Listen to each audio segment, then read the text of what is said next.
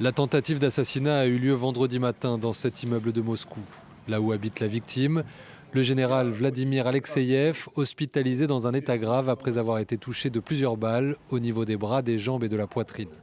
L'assaillant qui a pris la fuite attendait cet adjoint du renseignement militaire devant son appartement. C'est au moment où il est sorti pour se rendre à son travail que les voisins ont entendu les coups de feu.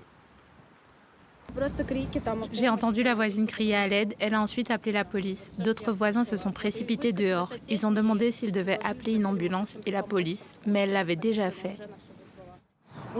Ce qui s'est passé est terrible. Et encore pire que cela se soit produit dans l'entrée de notre immeuble. Je suis partie de chez moi ce matin et il y avait beaucoup de policiers armés. Rapidement arrivés sur les lieux, les enquêteurs ont notamment saisi les caméras de vidéosurveillance. Mais pour les autorités russes, l'identité des commanditaires de cette exécution est toute trouvée. Cet acte terroriste a une nouvelle fois confirmé que le régime Zelensky se concentre sur des provocations constantes, visant à perturber le processus de négociation.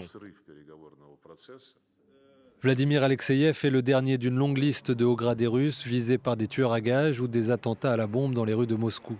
Le précédent était le général Sarvarov, tué dans l'explosion de sa voiture le 22 décembre dernier. Kiev a parfois revendiqué certains de ces assassinats, ce qui n'est pas le cas pour l'instant pour Alexeyev. Cet homme de 64 ans s'est illustré pendant la guerre en Ukraine, notamment lors de la prise de Mariupol, mais aussi lors de la guerre en Syrie, dans laquelle Moscou soutenait le régime de Bachar el-Assad. Il fait l'objet de sanctions de la part des États-Unis et de l'Union européenne pour son rôle dans des cyberattaques visant les élections américaines de 2016 et dans l'empoisonnement en 2018 au Royaume-Uni du transfuge Sergei Skripal.